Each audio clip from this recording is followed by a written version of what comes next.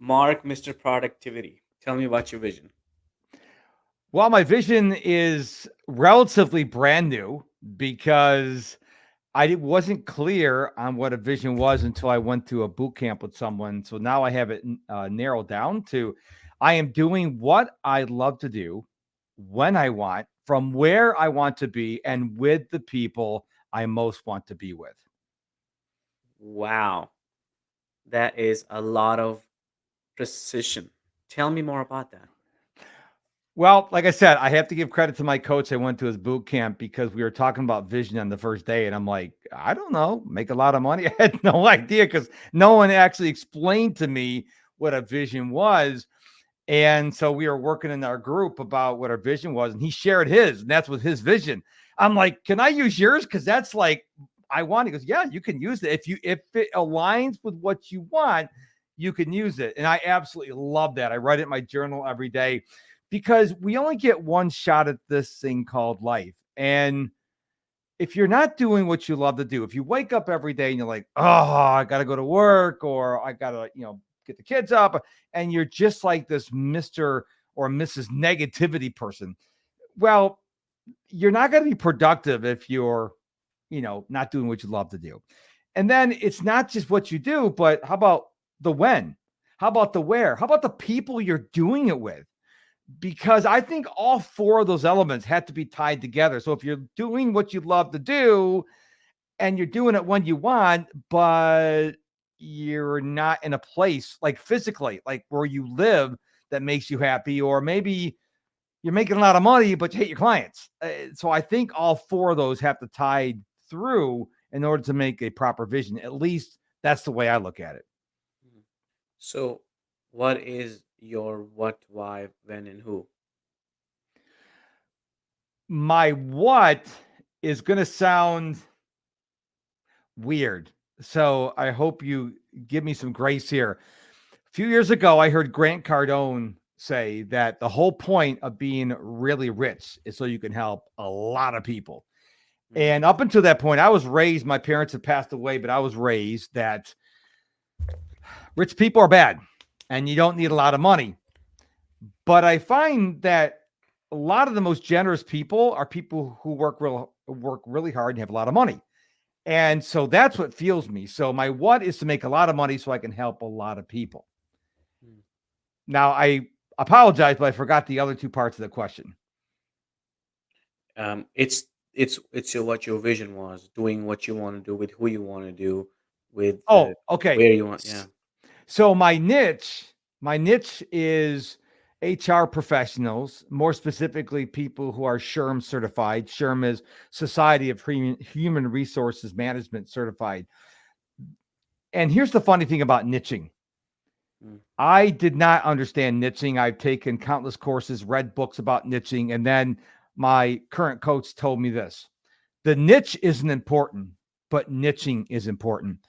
The whole point of niching, and there's a lot more to this, but this whole niching thing, but the whole point of niching is you to be focused, because a lot of people are just throwing spaghetti against the wall. And you got to have a niche of somebody you're going after. Now, it just can't be any niche. It's got to be niche. Obviously, the people have to have a need. They've got to be findable. There's a whole bunch of criteria for finding a niche. You don't want to say, my niche is like there's four people that fit my niche in the entire world. That's probably not a good niche to go after. It may be, but probably not. So that's why I'm going after HR professionals. Wow. People don't happen to go in this field. How did you land in that field? A coach, one of my older coaches, saw something in me because I was uncharacteristically down on this call. So normally I identify as Tigger from Winnie the Pooh, and I was having an Eeyore moment. And my coach asked me, "What's going on?" And I'm like, "Well, I can't figure out what I want to do because I was trying to figure out what my topic was going to be." And out of the blue, he said, "Well, why don't you talk about productivity?" And I said to him, I'm like, well, that's weird. Why would you say that? I don't understand. He goes, I know a lot of people. I coach a lot of people. You are one of the most naturally gifted, productive people I've ever met. You need to share that gift with the world. And it took a couple months for me to go, really? But now I'm thankful I did listen to his advice, because had I not, I don't know where I'd be. Mm. Well, that's very interesting. I would love to know more about that. What um, the term Mr. Productivity? It's very unique. I love it. How did that come to about, and what's that about? I had made a post on LinkedIn about 3 or 4 years ago, Hmm. and someone commented on my post, and they did hashtag Mr. Productivity, Mister, Mr. Productivity. And I'm like, oh, that's kind of cool. Can I use that? Because I didn't know what the etiquette was. Like, because I didn't know what that was. He goes, sure. And so ever since then, I actually registered. First, I trademarked, then I registered it. And then my website's mrproductivity.com. My podcast is Mr. Productivity Podcast. And I just love the whole brand of Mr. Productivity. But just like getting into productivity was given to me as a gift from somebody else, this person who I only knew on LinkedIn, I don't know him personally, gave me the moniker of Mr. Productivity. And that's why I tell people, if you can't figure out what you want to do with your life, just keep living life. At the right moment, you'll discover it. Yeah, thank you for sharing that. Mark, what would you say then is your goal for being on the show? My goal to be on the show is always twofold. Number one, I want to make the host look really good, because as a fellow podcaster, I know what it's like to host the show. The questions, and you probably have people in the back that get all the stuff zipped together. But I want to make you look good, so I try not to go off on tangents. I try not to use a lot of filler words, because I want to make your job easier. The second thing I want to get out of the show is to help people.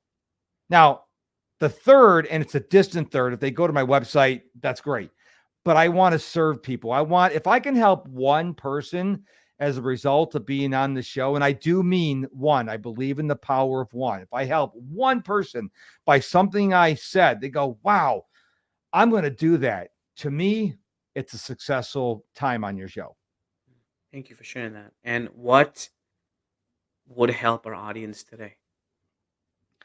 I want to give your audience my number one productivity tip right now. And believe it or not, it has nothing to do with apps, calendars, planners, journals, to-do lists. What I want people to do whenever they begin to feel overwhelmed, frustrated, angry, whatever negative emotion you can come up with, I want them to get up from their computer, because we're spending entirely too much time behind our laptops. I want you to walk outside. Do not get on your little screen known as your phone screen. Put that in your pocket, or better off, leave it in your office and go outside. Don't talk to anyone. Don't think about anything. Just give your body the gift of a micro break. It's 3 to 5 minutes. So when you get up and walk outside, you're getting the blood flowing, and then you're not going to do anything when you get outside. Maybe take some deep breathing. Now, if you really want to take it to the next level, I can do this because I work from home. Go outside, take your shoes and socks off, and stand barefoot on the ground, and you'd be amazed how you feel the stress and the inflammation be sucked out of your body. That alone, those micro breaks alone, will give you so much natural energy, which will improve your productivity, that people doubt me. How about get 5 minutes do? Trust me, if you do it, the only people tell me it doesn't work is if, like, were you on your phone? Well, yeah, no, don't be on your phone. Don't talk to anyone. Go outside. See, we're not quiet enough. That's the problem. We don't go outside. We're not quiet. We're always going from one screen to another, or talking or thinking about stuff. Give your brain the break of just doing nothing. Mm. What's the I'm assuming, are you talking about grounding when someone's going outside and standing? Yes. I have a grounding mat right below my feet right now, connected Mhm. to my um uh the ground wire. It's crazy that you said that. It's amazing. Nice. Yeah. Now here's the thing. A lot of people ask me, well, spend a lot of time indoors. Hmm. What's your opinion on grounding mats? I said, first of all, do your homework, because I've known people bought grounding mats from Amazon and they didn't feel a difference. and then they open it up and find out the wires weren't even attached. If you can, go outside on the earth. Number two, you're going to get fresh air. Number three, if the sun's out, you're going to get the sun. So if you can go outside, it's best because you don't have to worry about, is the earth working today? The earth is always going to be working. But I don't have a grounding mat. I'm at my standing desk right now. When I'm done here, I'll go back outside. Actually, no, I can't go back outside because of my bedtime. I'm not supposed to expose myself to bright sunlight. If you expose yourself to bright sunlight too late in the day, it affects your sleep. So I guess I'm going to be inside the rest of the day. So that's okay. Mhm. Yeah. Well, thank you for sharing those tips. Um, Absolutely. yeah. So, Mark, it's hard to talk about uh, great businesses, great ideas without great leaders. Um, to you, what defines a great leader? A great leader is one who listens. In other words, they're not listening so they know when you stop talking so they can talk. They're actually listening to understand. That's really important. Second, a leader, a great leader, is one who doesn't think they have all the answers. Actually, from my experience, the greatest leaders I've ever had the privilege of working for are very humble. They're a student of life. And I think if you want to be a great leader, whether you have a 3 or 4 man operation or you're leading a ginormous company, be humble, always be a student of life, and always be an active listener. Listen to whoever you're talking to, or rather, who's talking to you, with an open mind. Don't have your preconceived notions, don't have your opinions. Just close your mouth. As Judge Judy says all the time, you were born with 2 ears and 1 mouth for a reason, so you listen twice as much as you speak. Mhm. Thank you for sharing that. Uh, you mentioned about the experiences you've had with other leaders. Would you like to share some of those? I have two experiences. One, I work with a guy who was more interested in starching his jeans and starching his t-shirts than he was leading the division I was in with him. He was very narcissistic. It was all about him. He had stolen my ideas and he's stolen ideas from other people I work with. Another gentleman who I work with, used to work at a steel factory when I was going to college. And he was the type of person that could read every person. He would know if you were someone that required a lot of attention or someone who didn't. Are you someone that need to be yelled at or someone he could talk civil to?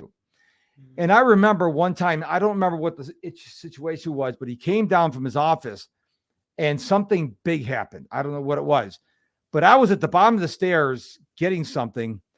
And he came up to me and says, I'm going to yell at the guys, but I'll talk to you about it later, because he knew me, that he could talk to me professionally. The other guys, not saying anything wrong with him, but they were older gentlemen. They were diehard union workers and they had to be talked to differently. So the thing he was more effective about is that he knew how to read people and he knew how to communicate with people. Because to be honest with you, we all need to be communicated at a different level. I remember when I used to play little guy soccer when I was a kid. If the coach yelled at me, I shut down. But Mhm. if he very straightforwardly, very low key explained what I did wrong, I listened and I would put into action what he told me. So my reaction is, don't yell at me because I'm going to shut down. So I think you really, as a leader, need to know your people really well. And you can't do that by staying up in your office. You have to get down and you have to actually talk to people, not just about business. Go down and say, hey, you're a big European football fan, right? What, you like the Premier League? Oh, you're a Man City guy, right? You don't have to know anything about the sport, but now your workers are going to like, oh wow, he asked me about my team, and maybe Mhm. down the road he's I saw the game on TV last night. That's what you're doing. But a lot of people think they're dictators, and this is not North Korea. You're not Kim Jong Un. Be nice to people and see how much better they are a productive worker for you.